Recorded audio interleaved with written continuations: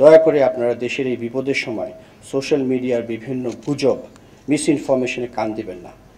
আপনারা অলরেডি দেখেছেন গতকালকে থেকেই দেশের এই বিপদের সময় আমাদের মাননীয় প্রধান উপদেষ্টা, অন্যান্য উপদেষ্টাবৃন্দ, বিভিন্ন রাজনৈতিক দলের নেতৃবৃন্দ, আইন শৃঙ্খলা বাহিনী, চিকিৎসকবৃন্দ, ফায়ার সার্ভিস, স্বেচ্ছাসেবী, বিভিন্ন সেবা প্রদানকারী সংস্থা, সাধারণ ছাত্র, শিক্ষক ও সাধারণ জনগণ কাঁধে কাঁধ মিলিয়ে পরিস্থিতি মোকাবেলা করেছে।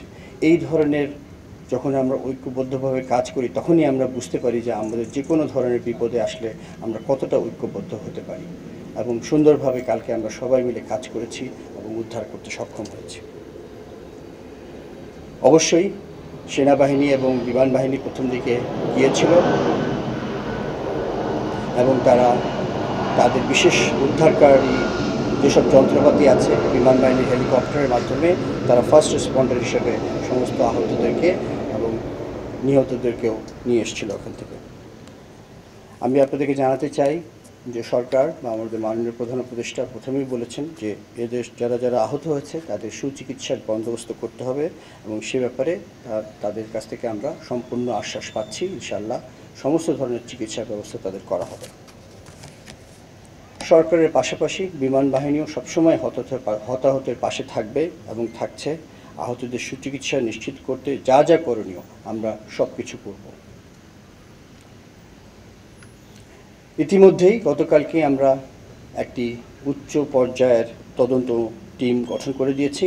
তারা অতি শীঘ্রই এই তদন্ত করে বের করবে যে কী ঘটনা ঘটেছিল, এবং তার ভিত্তিতে আমরা ভবিষ্যতে যদি কোনো কিছু ভুল ত্রুটি থাকে তার অবশ্যই ব্যবস্থা নেব। আপনাদের মাধ্যমে আমি দেশবাসীকে একটা বিশেষ অনুরোধ করতে চাই, সেটা খুব জরুরি আমার জন্য আপনাদের মাধ্যমে বলা। সেটা হচ্ছে দয়া করে আপনারা দেশের এই বিপদের সময় সোশ্যাল মিডিয়ার বিভিন্ন গুজব মিসইনফরমেশনে কান দিবেন না। একটি শক্তিশালী বিমান বাহিনী দেশের স্বাধীনতা ও সার্বভৌমত্বর জন্য অপরিহার্য। দয়া করে গুজব ছড়িয়ে দেশের সার্বভৌমত্বের এই স্তম্ভকে দুর্বল করে দেবেন না। এই মর্মান্তিক দুর্ঘটনায় আপনাদের সবার মতো আমারও হৃদয় ভেঙে গেছে। আপনারা জানেন যে আমি মাত্র সফরে বেরিয়েছিলাম, একটা জরুরি সফর ছিল। আমি ওই বিমানবন্দর থেকেই সরাসরি ফিরে এসেছি আজকে সকালে। যখন সংবাদ পেয়েছি আমার বাকরুদ্ধ হয়ে গিয়েছিলাম। অনেক দুর্ঘটনাই হয়েছে সারা বিশ্বে বিমান বাহিনীতে, বা বিমান দুর্ঘটনা আমরা জানি হইতেই পারে, কিন্তু এই ধরনের একটা হয়েছিল কিছুদিন আগে আমাদের প্রতিবেশী দেশে, যেখানে জনগণ অনেক মৃত্যুবরণ করেছে। আজকে গতকালকে আমাদের দেশে একটা হয়েছে। সেই ধরনের দুর্ঘটনা খুব সচরাচর হয় না। এটা আমাদের জন্য খুবই দুঃখজনক, কিন্তু একটা কথা বলতেই হয়, যখন দুর্ঘটনা হয় সেটা আল্লাহ জানেন কেন, ভালো মন্দ কী আছে এটার ভিতরে। তবে যে অপূরণীয় ক্ষতি হয়ে গিয়েছে সেটা রিকভার করাই হবে আমাদের মূল কাজ। বা যদিও জানি এটা কোনোভাবেই পারিবারিকভাবে আমরা সম্ভব করতে পারবো না, বাট আমি যেটা বলেছি বারবার যে আমরা তাদের পাশে থাকব। আমরা সম্মিলিতভাবে অনেকেরই কষ্ট কিছুটা হলেও লাঘব করতে সক্ষম হব ইনশাআল্লাহ। আহতের সুচিকিৎসা এটাই এখন আমার মনে হয় সবচেয়ে জরুরি।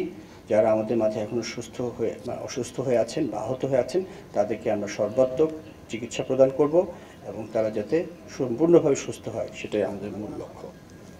এই বিষয়ে আমি আপনাদের সকলেরও বা যারা আছেন সবার সহযোগিতা কামনা করছি। আরেকটা কথা আমি বলতে চাই আপনাদের মাধ্যমে to the international media, that the same thing which you have heard, the incident has taken place and we are doing our inquiry.